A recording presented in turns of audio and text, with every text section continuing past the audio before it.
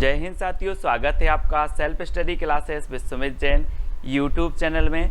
दोस्तों, हिंदी साहित्य की निरंतर ट्रिकी टेस्ट सीरीज चल रही है। रोज आपकी सुबह 9:30 पर ट्रिकी वीडियो आता है, जिससे हम आपकी हिंदी साहित्य के विभिन्न प्रकार की प्रश्नोत्तर रचनाएं सारी की सारी सब कुछ ट्रिकी वे में याद करवाने का प्रयास करते। ठीक है, तो रोज आपको सुबह 9:30 बजे है ना वीडियो आपको मिलता है। ट्रिकी वीडियो जरूर देखें, इसके पहले बहुत सारे वीडियो अपलोड हो चुके हैं, तो वो वीडियो जरूर देखें। ठीक है, तो दोस्तों स्टार्ट करते हैं आज का ये वीडियो, है ना। दोस्तों, आज का आपका जो पहला प्रश्न है कि भरत मिलाप के रचनाकार कौन है। अब भरत मिलाप के रचनाकार बताना है दोस्तों आपको कौन है। 4 विकल्प हैं और 2 सेकंड भी आपको दिए जाते हैं। फिर मैं आपको ट्रिक बताने वाला हूँ, थोड़ी सी हिंट देता हूँ कि भरत का मिलाप किससे हुआ था। किससे हुआ था? ईश्वर से हुआ था ना। भरत का मिलाप ईश्वर, है ना, श्री राम से हुआ था। तो भरत मिलाप के रचनाकार कौन होंगे? कौन होंगे? भरत का मिलाप ईश्वर से हुआ था, तो ईश्वर दास, यानी कि जो विकल्प नंबर आपका ए है वो बिल्कुल सही हो जाएगा। ठीक है, ऐसे ही याद हो जाएंगे दोस्तों आपको। अगला बताना आपको बांग्ला भाषा में रचित राम कथा का नाम क्या है। प्रश्न क्रमांक 2 कई बार एग्जाम में पूछा गया दोस्तों। अब 2 सेकंड आपको दिए जाते हैं, आपको उत्तर भी बताना है और मैं आपको ट्रिक भी बताऊंगा, है ना। यहाँ पर 2 चीजें हो रही हैं कि मैं आपको टेस्ट भी करवा रहा हूँ और ट्रिक से याद भी करवा रहा हूँ। तो जल्दी से बताएं, बांग्ला भाषा में रचित राम कथा का नाम क्या है। तो दोस्तों, आपको ऐसा नहीं लग रहा कि बांग्ला से क्या बनेगा? बांग्ला जिसमें आप क्या करते हो? बास करते हो। क्या करते हो? बास करते हो। तो बांग्ला भाषा में रचित जो राम कथा होगी वो कौन सी होगी? बास से कृतिवास रामायण, है ना। हमने याद कर लिया कि बांग्ला भाषा का आया तो बांग्ला में हम क्या करते हैं? बास, तो कृतिवास रामायण, यानी कि जो विकल्प नंबर आपका ये है वो बिल्कुल सही हो जाएगा। बिल्कुल सरल है, आप कभी नहीं भूल सकते। ठीक है, अगला है दोस्तों आपका श्रृंगार रस के घोर विरोधी कौन से संत कवि हैं थे। तो 4 विकल्प हैं, 2 सेकंड भी आपको दिए जाते हैं दोस्तों। तो अब एक चीज बताना दोस्तों कि श्रृंगार की जरूरत किसे नहीं होती। आप बोलते ना कि खूबसूरत लोगों को सजने की जरूरत नहीं होती है ना। तो जो सुंदर होते हैं उन्हें श्रृंगार की जरूरत नहीं है, तो वो श्रृंगार का विरोध करेंगे कि नहीं करेंगे? करेंगे। तो श्रृंगार रस के विरोधी कवि कौन होंगे? जो सुंदर होंगे, यानी कि सुंदर दास। और दा नंबर आपका बिल्कुल सही हो जाएगा। अब आप कभी नहीं भूलोगे दोस्तों, है ना। अगला बताना दोस्तों, संत काव्य का प्रधान रस कौन सा है। संत काव्य धारा भक्ति काल की जो संत काव्य धारा थी, है ना, वो बताना है, जिसे ज्ञान मार्गी शाखा भी कहा जाता है। अब इसका जो प्रधान रस है वो कौन सा है। ये 4 विकल्प है, 2 सेकंड आपको बताना। मैं आपको हिंट दे रहा हूं दोस्तों कि दुनिया में संत क्यों बनते हैं आदमी? क्यों बनते हैं? आत्म शांति के लिए, कि मुझे आत्म शांति मिलेगी, इस दुनिया की भाग दौड़ में कुछ नहीं रहा है। तो संत काव्य धारा में संत बने व्यक्ति तो आत्म शांति के लिए। तो संत काव्य का प्रथम जो प्रधान रस होगा वो कौन सा होगा? शांत रस, है ना, क्योंकि ये शांति के लिए ही तो संत बने हैं। तो आ नंबर आपका बिल्कुल सही हो जाएगा। ठीक है, अब अगला क्वेश्चन है दोस्तों, कबीर को वाणी का डिक्टेटर कहने वाले आलोचक कौन थे। तो कौन थे? 4 विकल्प हैं, 2 सेकंड में आपको अपना उत्तर बताना है। और फिर मैं आपको हिंट दे रहा हूं कि दोस्तों कबीर की वाणी थी ही ऐसी कि उन्हें वाणी का डिक्टेटर एक बार नहीं 1000 बार बोलो, 1000 बार बोलो तब भी वो वाणी के डिक्टेटर थे। 1000 बार बोलोगे तो हजारी प्रसाद द्विवेदी, है ना। वाणी के डिक्टेटर किसने बोला? हजारी प्रसाद द्विवेदी ने, क्योंकि वो वाणी के डिक्टेटर थे और उन्हें एक बार नहीं 1000 बार बोलेंगे तब भी वो वाणी के डिक्टेटर थे। ठीक है, याद रख लेना। अब अगला बताना दोस्तों, उज्ज्वल नीलमणि के रचनाकार कौन है। 4 विकल्प है, 2 सेकंड है आपके पास, उत्तर भी आपको बताना है। अगर बनता है तो कमेंट में उत्तर लिखते जाइए आप। उज्ज्वल नीलमणि की रचनाकार कौन है आपको बताना है। तो एक बताना दोस्तों कि आप लोग पढ़ते ना कि ज्यों ज्यों बूढ़े श्याम रंग त्यों त्यों उज्ज्वल होए, है ना। तो क्या हो रहा है? उज्ज्वल रूप, क्या हो रहा है? रूप उज्ज्वल हो रहा है। तो उज्ज्वल रूप हो रहा है, तो उज्ज्वल नीलमणि के रचनाकार कौन होंगे? कौन होंगे? रूप गोस्वामी, है ना, क्योंकि क्या हो रहा है, रूप उज्जवल हो रहा है। ठीक है, तो डी नंबर आपका बिल्कुल यहाँ पर सही आंसर हो जाएगा, है ना। अगला बताना दोस्तों, विशिष्टाद्वैतवाद के प्रवर्तक कौन है। 4 विकल्प हैं, 4 में से एक का चयन करना है, विशिष्टाद्वैतवाद के प्रवर्तक बताना है। और मैं आपको बता दूं कि इस संसार में विशिष्ट कौन है, कौन है विशिष्ट, राम, है ना, राम, है ना। तो विशिष्टाद्वैतवाद के कौन होंगे, रामानुजाचार्य, यानी कि जो विकल्प नंबर आपका 1 है वो सही है ना। यहाँ पर कहा कि सर संसार में विशिष्ट हैं कौन, राम, तो विशिष्टाद्वैतवाद के प्रवर्तक कौन माने जाएंगे, रामानुजाचार्य। ठीक है, यानी यह नंबर आपका बिल्कुल सही हो रहा है। अगर दोस्तों वीडियो आपको याद हो रहा है, प्रश्न याद हो रहे हैं, ट्रिक अच्छी लग रही है, तो वीडियो को लाइक करके अपने मित्रों तक शेयर जरूर करें। अब बीसल देव रासों के रचनाकार बताना है दोस्तों, बीसल देव, है ना, रासों के रचनाकार कौन होंगे, 2 सेकंड में आपको उत्तर बताना है। तो आपका बिल्कुल सही आंसर क्या हो जाएगा, क्या हो जाएगा, ये रचना कई बार पूछी गई है दोस्तों। और आपको बता दूं कि अजमेर के राजा के प्रेम प्रसंग या वियोग से संबंधित है ना। तो ये श्रृंगारिक रचना मानी जाती है और गीति काव्य मानी जाती है बीसल देव रासो, है ना। और इसके जो रचनाकार हैं वो कौन है, नरपति नाल, है ना। और मैंने आपको कई बार याद करवाया है कि पति कितने नहीं होते, 20 नहीं होते, 1 होते हैं। तो बीसल देव रासो के रचनाकार कौन होंगे, नरपति नाल, है ना, नरपति नाल। इस प्रकार से याद रखेंगे। अब अगला बताना है दोस्तों, हिंदी का प्रथम दैनिक समाचार पत्र समाचार सुधावर्षण के संपादक कौन थे। समाचार सुधावर्षण, सबसे पहले तो ये चीज याद रखनी है कि ये हिंदी का प्रथम दैनिक समाचार पत्र था। ठीक है, और मैं आपको बता दूं कि इसका प्रकाशन हुआ था 1854 में। कहाँ से हुआ था, कलकत्ता से। ठीक है, कलकत्ता से हुआ था। लेकिन इसके संपादक कौन थे, तो ये चीज आपको बतानी है दोस्तों। एक चीज बताना जरा आप, कि जो आप समाचार देखते हो तो सुंदर सुंदर समाचार, है ना, आप चाहते हो यार सुंदर सुंदर समाचार मिल जाए, अच्छी अच्छी है ना, सनसनी खबर मिल जाए, सुंदर सुंदर।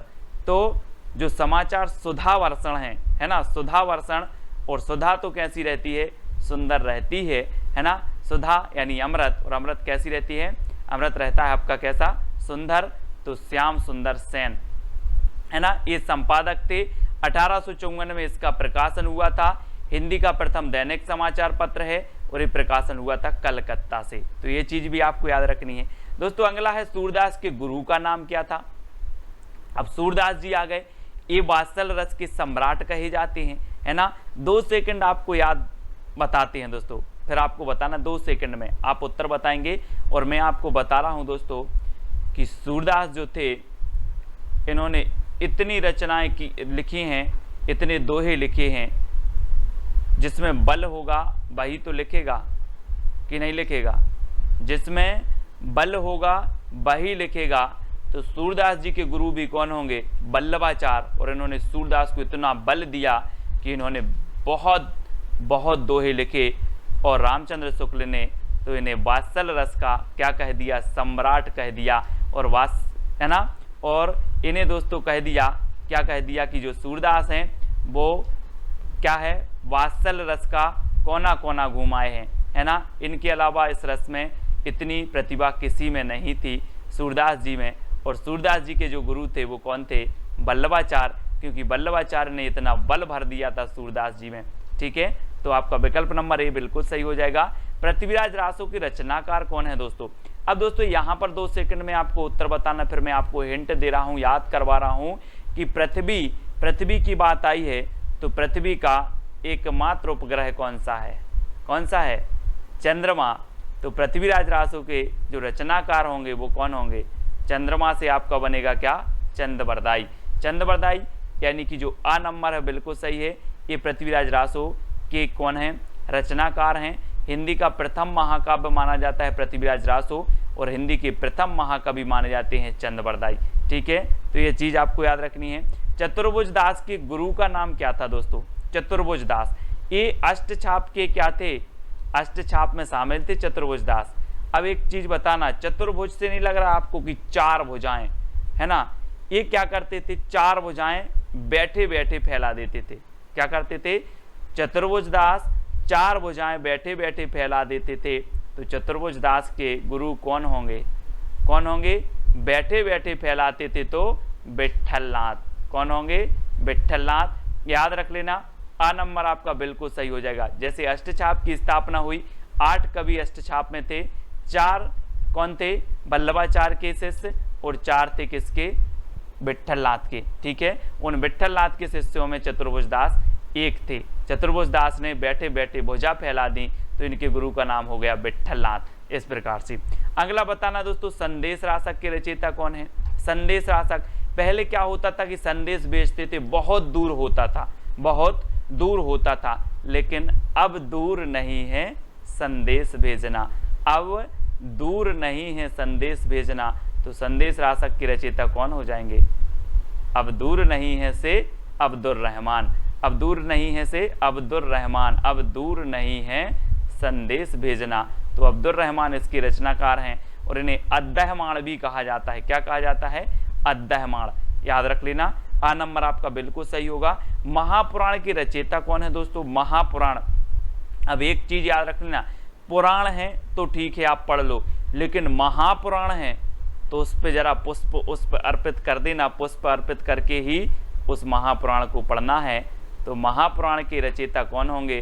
क्योंकि पुराण हो तो आप ऐसे पढ़ लो, महापुराण है तो उस पर पुष्प अर्पित करो फिर पढ़ो, तो महापुराण के रचयिता हो जाएंगे पुष्पदंत। यानी कि जो आपका 1 नंबर है वो बिल्कुल सही हो जाएगा। ठीक है, पुष्पदंत आपका बिल्कुल सही है। अगला बताना दोस्तों, साहित्य का इतिहास दर्शन के लेखक कौन है? साहित्य का इतिहास दर्शन। अब दोस्तों साहित्य का अगर इतिहास का दर्शन करना है तो क्या होना चाहिए? क्या होना चाहिए? लोचन। यानी कि आपके पास आप जो दर्शन करोगे आप लोचन से करोगे, तो साहित्य का इतिहास दर्शन के लेखक कौन होंगे? कौन होंगे? नलिन बिलोचन, यानी कि लोचन शर्मा। तो आप लोचन से क्या करोगे? दर्शन करोगे साहित्य इतिहास का। तो सी नंबर आपका सा नंबर बिल्कुल सही हो जाएगा। ठीक है, अगला बताना दोस्तों, हिंदी खड़ी बोली का प्रथम कवि कौन माना जाता है? 4 विकल्प हैं और 2 सेकंड में आप अपना उत्तर बताएंगे। मैं आपको थोड़ी सी हिंट देता हूं कि हिंदी का जो खड़ी बोली का प्रथम कवि होगा, वो खड़ी बोली का प्रथम कवि अमीर होगा कि गरीब होगा? अमीर होगा ना। हिंदी खड़ी बोली का प्रथम कवि गरीब नहीं होगा, वो अमीर होगा, है ना। तो कौन हो जाएंगे? अमीर खुसरो। हिंदी खड़ी बोली का प्रथम कवि अमीर ही होगा, तो अमीर खुसरो। ठीक है, इस प्रकार से याद रखेंगे। अब दोस्तों आपको बताना है ढोला मारूरा दोहा के रचयिता कौन है? 4 विकल्प हैं, 4 में से चयन करना है, और मैं आपको हिंट दे रहा हूं और 2 सेकंड में आप उत्तर बताएंगे। और आपको ऐसा नहीं लग रहा दोस्तों कि ढोला मारूरा दोहा, तो ढोला से क्या लग रहा है? ढोल। ढोला से क्या लग रहा है? ढोल। और ढोल कौन बजाएगा?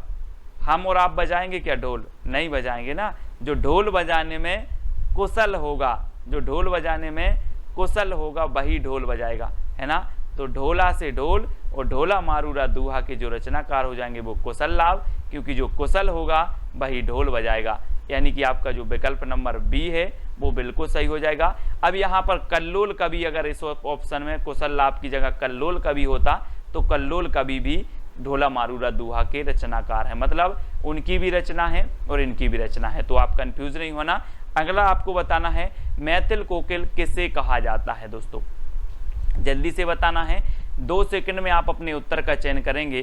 कई बार एग्जाम में पूछा गया मैथिल कोकिल किसे कहा जाता है? अमीर खुसरो को, विद्यापति को, दामोदर को, या फिर लक्ष्मीधर को? तो दोस्तों एक चीज बताना जरा कि जिसमें विद्या होगी तो वो कोकिल के जैसा बोलेगा, मीठा बोलेगा। आप बोलते ना किसी किसी की आवाज़ इतनी मीठी होती है कि सर इसकी आवाज़ तो बहुत मीठी है, बिल्कुल कोकिल जैसी, है ना। तो जिसमें विद्या होगी वह मीठा बोलेगा कोकिल जैसा। तो मैथिल कोकिल किसे कहा जाएगा? जिसमें विद्या होगी, यानी कि विद्यापति। ठीक है, 12 नंबर आपका बिल्कुल सही हो जाएगा। इनकी रचना है दोस्तों, एक रचना है इनकी कीर्ति पताका, है ना। कौन सी है? पताका। और दूसरी है इनकी कीर्ति लता, ठीक है। और तीसरी है इनकी पदावली, ठीक है। ये आपको याद रखना है। अब दोस्तों ये जो पदावली रचना है ये किस में है? मैथिली में है। कौन सी भाषा में है? ये मैथिली भाषा में है, ठीक है। और इनकी जो कीर्ति पताका और कीर्ति लता है ये अवहट्ट भाषा में है, तो इनको भी आपको याद रखना है। ठीक है, अगला देख लेते हैं, परमाल रासों के रचनाकार कौन है दोस्तों? परमाल रासों। अब परमाल रासों को दोस्तों मैं आपको बता दूं कि आला खंड भी कहा जाता है। क्या कहा जाता है? आला खंड। और आपने देखा होगा कि गाँव में अगर आला हो रहा है तो व्यक्ति सोता है कि जगता है? जल्दी बताओ, जगता है ना। अगर आला हो रहा है तो व्यक्ति जगता है। तो आला खंड के रचयिता कौन होंगे? जगनेक। और ऐसे भी याद रखें जैसे परमाल, यानी कि दूसरों का माल, दूसरों की जो सामग्री है उसको अगर चोर चुराते हैं तो क्या करते हैं? जगते हैं, रात में जगते हैं, तो भी जगनेक आपका आ नंबर बिल्कुल सही हो जाएगा। परमाल को चुराना है तो जगना पड़ेगा, तो जगनेक है ना। इस प्रकार से अगला बताना है दोस्तों, संदेश रासक किस प्रकार का काव्य है? अभी हमने पढ़ा था कि संदेश रासक के रचयिता कौन है? अब्दुल रहमान। लेकिन ये किस प्रकार का काव्य है, ऐसा भी क्वेश्चन पूछ लिया जाता है। तो एक चीज बताना दोस्तों, अब आप मोबाइल में क्या भेजते हो? कभी कभी संदेश भेजते हो, संदेश हमेशा भेजते हो, व्हाट्सअप चल गया अब तो, है ना। संदेश भेजते हो तो कभी कभी आपका संदेश क्या हो जाता है? खंडित हो जाता है। बोले ये तो गया ही नहीं यार, खंडित हो गया। खंडित हो गया ना। क्या खंडित हो गया? संदेश खंडित हो गया। तो ये संदेश रासक जो काव्य है ये कौन सा होगा? खंड काव्य। कौन सा होगा? खंड काव्य। तो याद रख लेंगे, संदेश खंड हो गया, खंडित हो गया तो खंड काव्य, है ना। अब्दुल रहमान का ये जो है ग्रंथ माना जाता है, तो इसको याद रखेंगे।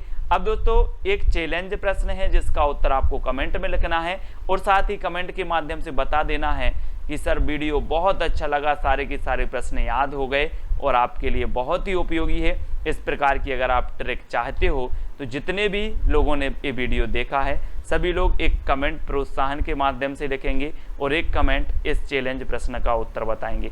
ठीक है, हिंदी का प्रथम महाकाव्य कौन सा है ये आपको लिखना है, इसका उत्तर आपको बताना है। इसी प्रकार से जितनी भी आपकी रचनाएं होंगी, जितने भी प्रश्न हिंदी साहित्य के होंगे, सारे के सारे प्रश्न मैं आपको ट्रिक से याद करवा दूंगा। बिल्कुल टेंशन मत लेना। आप किसी भी एग्जाम की तैयारी कर रहे हैं हिंदी साहित्य से संबंधित तो पूछा ही जाता है।